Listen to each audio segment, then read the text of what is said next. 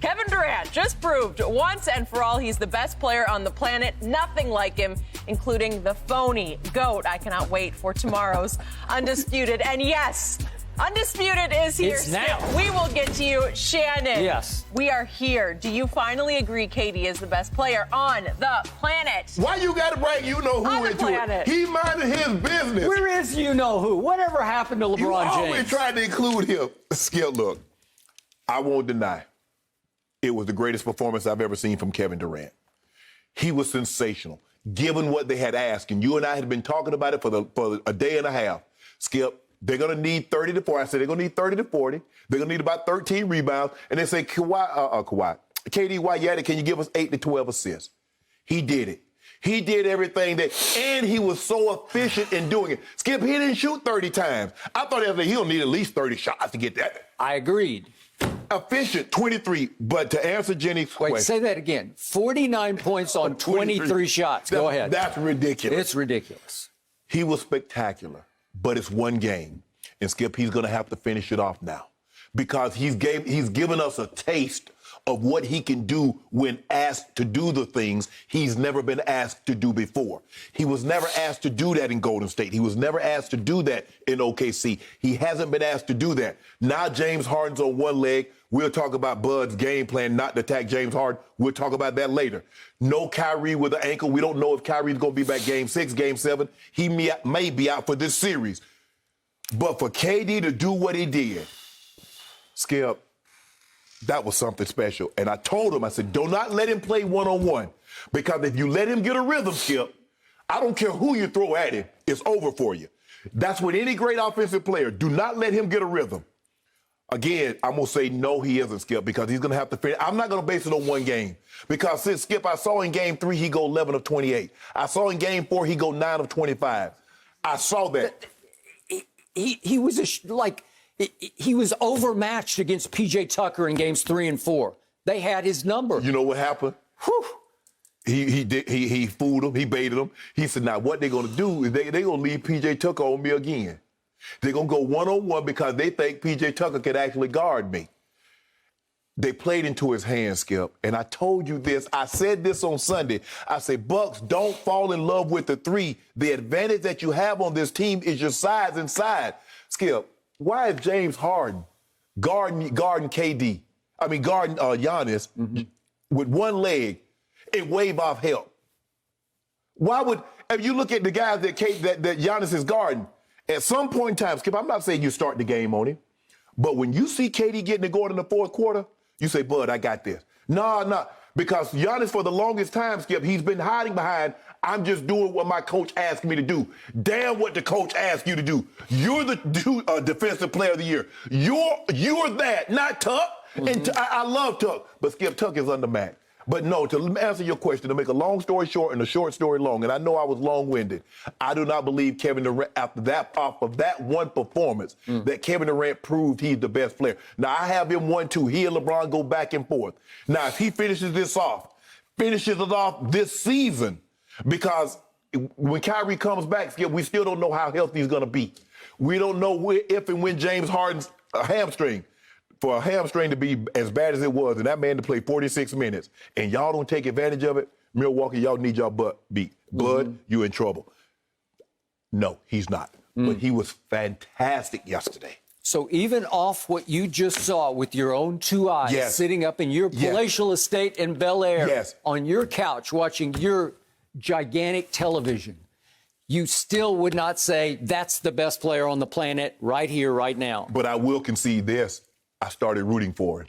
Even though I wanted the Bucks to win, and I had 3 cases. Skip, you ever been in a situation where you wanted another team to win, and somebody's doing something special, and you start all of a sudden you find yourself, well, I don't want y'all to win no more, because I want him to keep that going. I remember doing that watching Randy Johnson throw the perfect game against the Braves.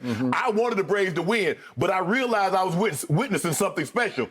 I realized that I was witnessing something special. Well, damn, y'all Milwaukee. Come on, KD, you get it. I'm mad because he didn't. How he missed that free throw to get 50, Skip? The only mistake he made all night. Okay.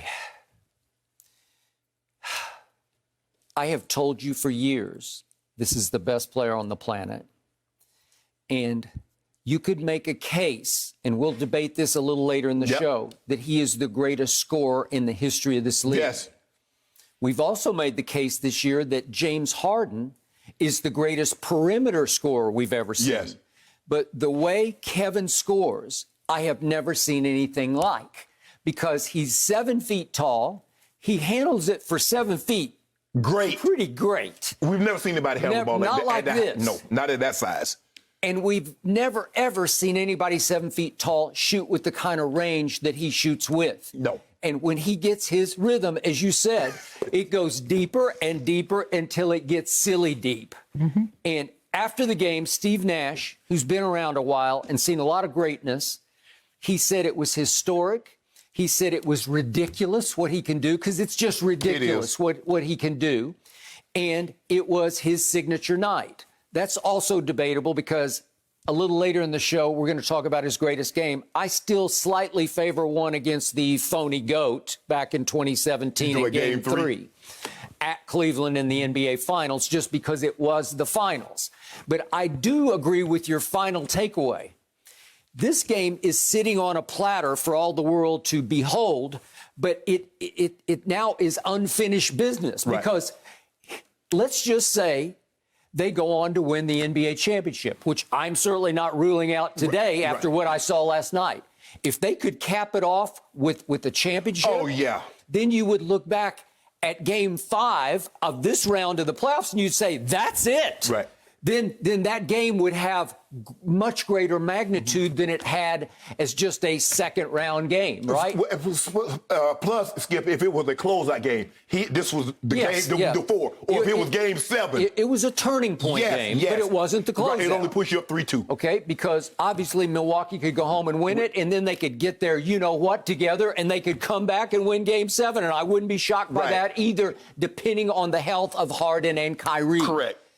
Okay, now, here's why last night was so all-time special to me. It was. James Harden proved to be a liability last night, and I still can't get it through my head. He played 46 minutes on literally one leg. He did. As a complete liability on both ends of the floor. He couldn't score. He finally shot some little runner off the glass. It was midway through the third quarter. He got the and one. And he got an and one, and that's it. That's all he got. James Harden was 1 for 10. Can I remind everybody, maybe the greatest perimeter scorer ever, but if we just hark back to 2018, 19, and 20, he led the league in scoring with averages of 30 points and 36 points and 34 points. Yeah. That guy couldn't sniff a basket last night. That guy couldn't even handle the basketball. When it was in his hands, I was saying, get it out of your hands. Just give it to somebody. Get out of the way. Just go hide in the corner. Well, how could you see his liability, but Budenholzer in the Bucks couldn't? I don't know, because on defense, he just hid in the middle of the lane because he's just barely moving. He played, quote unquote, without actually playing basketball. Exactly. James Harden last night, seriously, he looked like he hadn't played basketball in 2 or 3 years. Right. Could I please remind everybody, he did play against Boston in the first round, and he played 5 games, and he played like James Harden. And he averaged 28, 7, and 11 for those 5 games. And in the closeout game, which wasn't that long ago, it was on June 1st. What are we up to? The 16th. So it was just barely over 2 weeks ago. In the closeout game, James Harden scored 34 with 10 rebounds and 10 assists. Did you see that guy last night? Nah. What? And obviously in Game 1, he re-pulled it. And he said he woke up yesterday and said, you know what? I got to go. And to Steve Nash's credit, this is very interesting because this is a tough call. I tweeted in the middle of the game, I would just put Mike James in and forget about it because Mike James could have played better distributing point guard. He could have helped KD more than James did. But what do we know about James and KD? Well, they came up together for the Thunder. Mm-hmm. They're very close. Yeah. So just on intangibles, just like having him out there. They got a wavelength. They just do, where they trust each other and they believe in each other, and I think they genuinely love each other.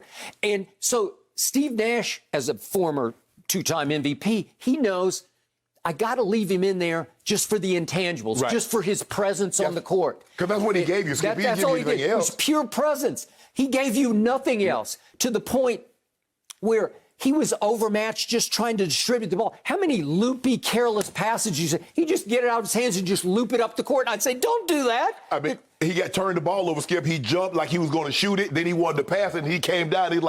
They called him for a travel, and he's like, damn it. Okay. He did. Yeah, he came down with the travel. That's a good one. It's like, what are you doing? Have you ever played before? It looked like 2 or 3 years he had not played. And don't get me started on Joe Harris, who at one point in his career won the three-point shootout at the All-Star weekend. Last night, he went 2 for 11 and 1 of 7 from 3. And what did we say yesterday? Well, obviously, the role players got to roll, man.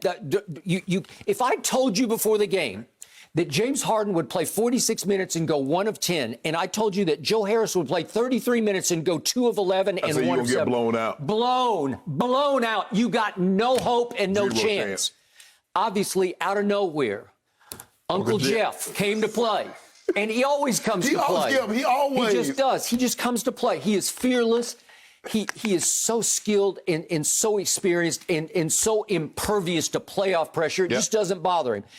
Did I see 27 coming from him? 7 of 8 threes? No. He saved the day. If you'd have told me, okay, James Harden is going to be James Harden, and Joe Harris is going to be below Joe Harris, but Uncle Jeff is going to take 11 shots, he's going to make 7 of 8 threes, I would say, Skip, they're going to probably win. Because KD, with that's all KD. KD needed one of... He needed one to go with him. Blake Griffin played well. He did. He hit 3 big threes. I'll give you that. That was a Skip. And those two did a good job on in the third quarter when they got to 17 and they could have stretched it to 25, maybe even more. It was 3 after 3 from Jeff Green and Blake Griffin that kept them attached. The day. And all Kevin Durant says, get me to the fourth quarter within striking distance, and I'll take it from here. Okay. So now, this is why what happened starting in the middle of the third quarter was so unlikely to me. Kevin Durant had an incredibly rocky first quarter of that game because it was just a repeat of Game 3 and Game 4, as you pointed out, in Milwaukee, when he was horrendous in those games. He shot 11 of 28 and 9 of 25 against P.J. Tucker, his Texas ex, like Kevin, who's just got his number. And if we could see what happened on the first big play of the game, it's 10-16 left in the first quarter. Kevin drives baseline on PJ, and he's playing football on him. And he just loses the ball. Just lost the ball. Didn't that look like a replay of everything we saw on Sunday, right, back in Milwaukee? Right. And I thought, the refs are going to let him play again. Well, they didn't after this, but he just took the ball right away from him.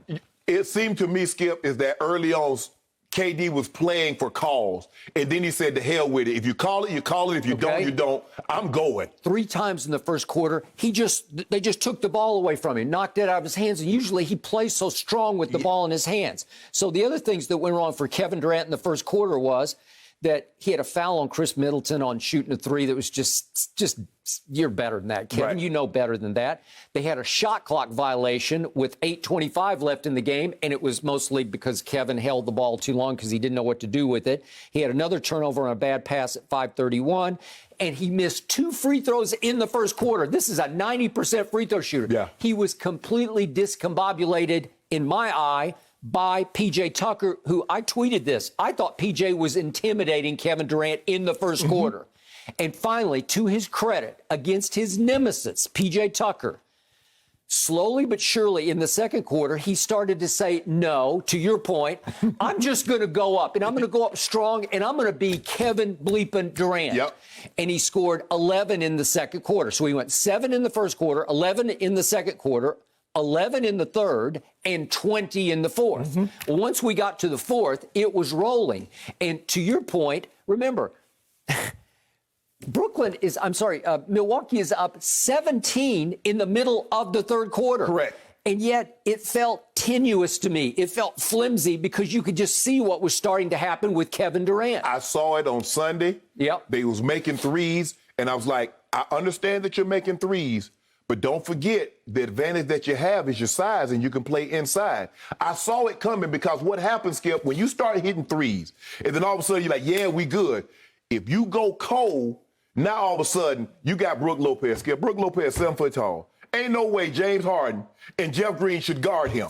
But they can guard him when he's out past the three-point line. Not only is he past the three-point line, he shoots bombs. Yes. I mean, he shoots 35-footers. He'll be out there, and he made one of them. I said, that's good. He pulled it up the rear, yeah, and he shot one from. I'm like, bro, but Skip, Giannis needs to post. Oh, well, obviously. And you let KD, right. Skip, once he got that rhythm going into the third quarter, and he saw it was close, you know KD a closer. He is a closer. Thank you. So what shocked me was that only once in the whole game did Kevin take advantage of his huge height advantage over P.J. Tucker. They posted him one time on the low block, and he took it and just wheeled in the lane and shot a He doesn't really like He doesn't like to do it. No. But how much taller is it? I think P.J., I might give him 6'5". Yeah, KD is 6'11 and a half, 7 foot. PJ is what, 6'5"? Okay. Give him 6'6". Let's be nice. We give him 6'6". Okay, so it's like a 6-inch height advantage? Yes. Well, he never took advantage of it because when he got rolling, he was rolling from deep, man. He was rolling from the perimeter. But if you notice, Skip, what he likes to do, KD likes to get to the midnight. He'll pull up on you with a three, but he really likes to get to the mid-range. You saw late in the fourth quarter, every time he was getting to that mid-range, and he messed around and saw like 5 or 6 of them things go in. And I knew when that shot, I said, I've seen this before.